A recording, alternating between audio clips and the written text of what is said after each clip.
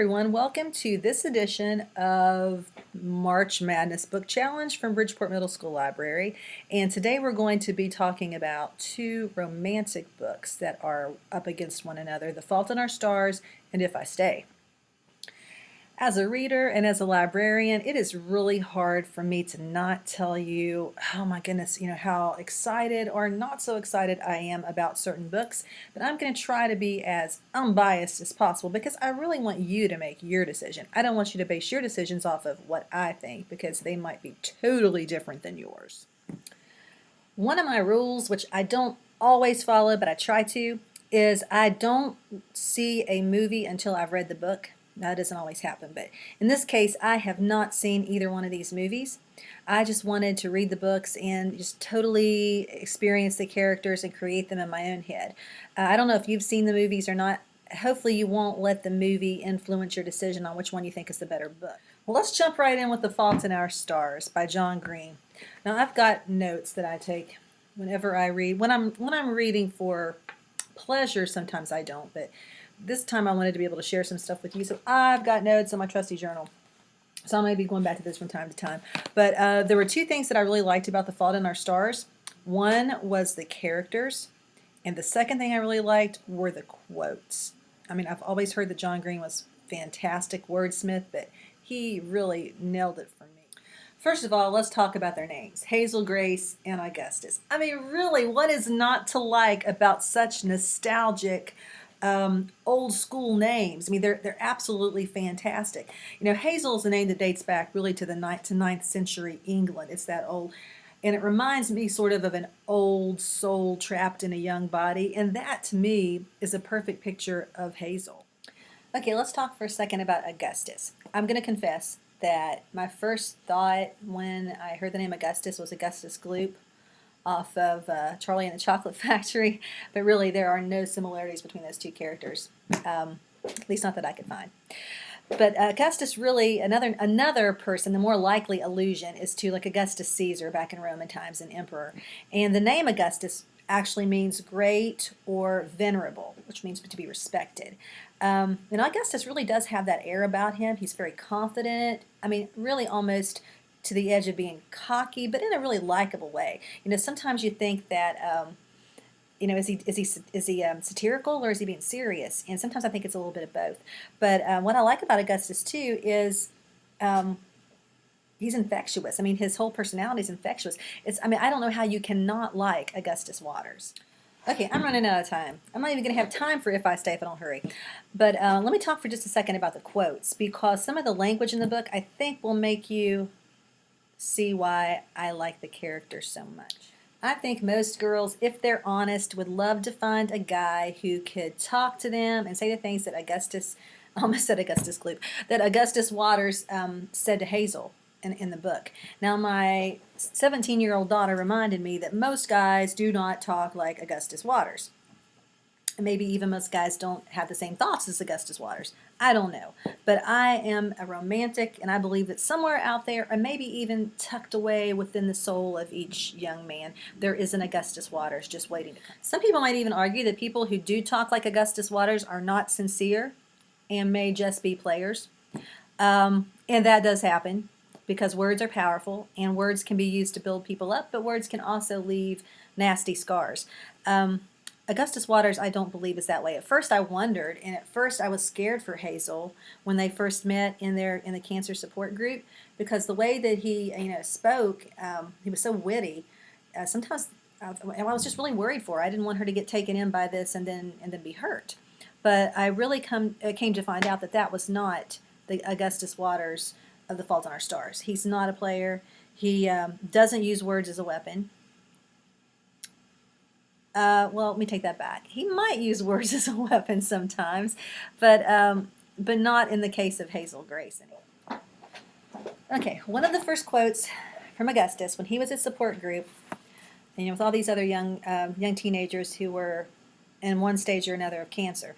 Well, they were going around the room and they were talking about what kind of cancer they had, a little bit about themselves, and how they were. And when it comes to Augustus's turn, he said, I'm on a roller coaster that's only going up.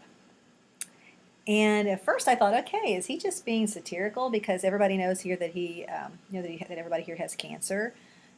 Is this a joke? But really it wasn't, because that was just his whole personality. He was one of the most upbeat, positive, optimistic characters, really, that I've even seen in literature. Okay, are you ready, you bibliophiles, you lover of books? I've got some quotes from the book for you that are going to blow you away. And I'm going to leave it at that. And I'm going to let you decide what you think about this book and if you want to read it. Okay. Oh, I wouldn't mind, Hazel Grace. It would be a privilege to have my heart broken by you. Who wouldn't want someone to say that to them? Now, this one was when they were at the cancer group, and Augustus takes out a cigarette, and Hazel Grace is like mortified because she can't believe someone who has cancer, and she has lung cancer, so she can't hardly breathe, that someone who has cancer would have the even desire to smoke. And this is what he says. It's a metaphor, see? You put the killing thing right between your teeth, but you don't give it the power to do its killing. Because he never lit the cigarette. And then there's the time that Hazel Grace decides that she is going to save Augustus the pain of knowing her, because she knows that she's eventually going to die. And he says, you realize that trying to keep your distance from me will not lessen my affection for you? All efforts to save me from you will fail. And I'm going to read you one of the last things that Augustus had written down about Hazel.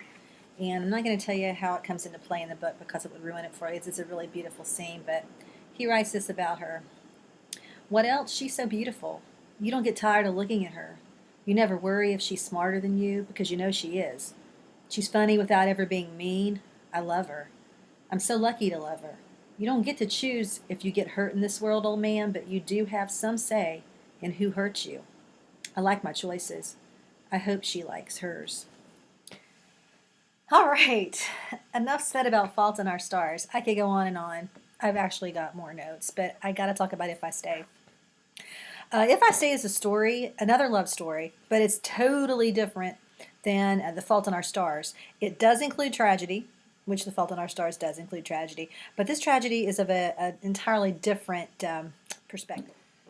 We have a first-person narrator, which is not unusual, but it's very unusual in this sense. Her name is Mia, and it is a supernatural type of narration because Mia is involved in a car accident with her family, and she is watching all of this take place from outside of her body.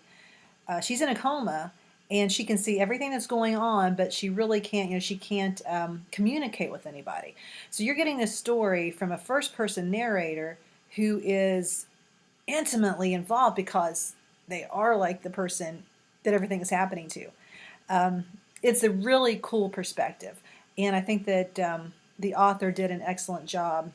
Gail Forman did an excellent job in choosing her as a narrator and how she brought that whole thing together. It's brilliant. Something else that I really like about If I Stay, and that Gail Forman did really well, was her use of flashbacks throughout the story. As we were saying, it's really unique because you've got a first person telling the story. So you get all of their thoughts, you get all of the inside scoop of what's going on, but you also have the perspective of a third person narrator because she's standing outside of the story and she's watching everything take place like a third person narrator would do. And the way that Gail uses flashbacks to go back to pieces of Mia's life before the accident is a really, really interesting technique, because she'll go back and she'll introduce characters like Adam, who is Mia's boyfriend, and he is a musician. They're both musicians. She plays the cello. He's in a rock band, which I also like because music brings them together, but it's from two totally different genres. And but I just like the way that that those two characters do kind of to mesh that way. But as I was saying, the flashbacks really provide a depth to the story that you would not otherwise have, because you may see she says she's at the accident, and then they go back to before the accident, and you see something that a conversation she had with her family about how she was planning on going to study music in New York, and all of those are told through flashbacks, and then you go back to the accident scene, which is very, very effective. I'm going to be, honest, straight up with you. I didn't care as much for Mia and Adam as I did for Hazel and Augustus in The Fault in Our Stars. I don't really know why, because the author, I think, did a really good job at building character. I mean, the way that she used flashbacks, the way that she had that whole first-person narrator who was actually in a coma, but watching all this happen. I mean, it was brilliant. I mean, I really did like that, and I felt like it was effective.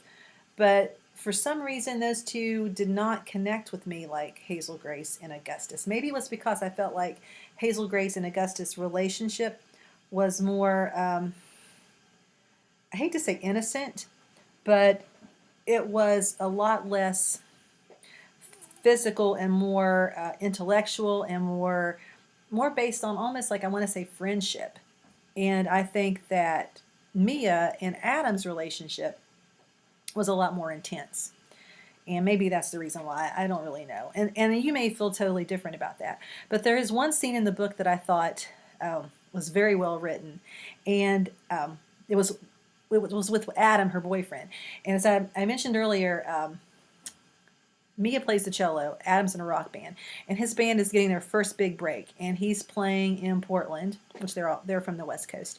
He's playing in Portland, and she's supposed to be going to the concert that night. So she's sitting there, she's standing outside of her body thinking, what's Adam going to think when I don't show up? And here he shows up at the hospital, and she sees this, and her best friend brings him, actually. And so he is trying to connive, and he's trying to plan and do some really awesome things to sneak in to the CCU ward to see Mia, because he's just so torn up, that she's the only person in her family that has survived this accident, and how heart-wrenching it has to be for him and also for her family. So he does some pretty amazing hijinks to try to get in there, and it kind of breaks some of the seriousness of the story, because it can get kind of heavy because she's very graphic in the accident scene and what happens in the hospital, which gives a sense of realism to it. But it's a really well written scene, and I think you would like it in the book. So let's wrap this up. Fault in Our Stars versus If I Stay. I'm not going to tell you which one I would vote for or which one would be in my bracket. You can probably figure out by just some of the things I said which one I think would be the best. But I really want to encourage you to pick those two books up and take a look at them. I will say this, however, and I'm a middle school librarian and a mother, so I'm saying this because I care so much about you all. Both of them do have some adult type content in it, and when I say that, I mean some of the language is a little more mature, and also there are some scenes, especially in If I Stay, I think that even is more true than even in A Fault in Our Stars, that are more grown-up relationship material. So make sure that if you read it, that maybe you pulled up some online reviews, like with Common Sense Media, and talk it over with your parents and make that decision, especially if you're younger, middle school. Because even though they are really good books, they're older stories. They're love stories, and they deal more with older teenagers. So meet me here on my website next time to hear me talk about The Book Thief and The Boy in the Striped Pajamas. Both really good books. And grab a bracket and start filling it out. And you can pick those up in the library, by the way, or get them from your reading or English teachers. Until next time, take care. Read a lot.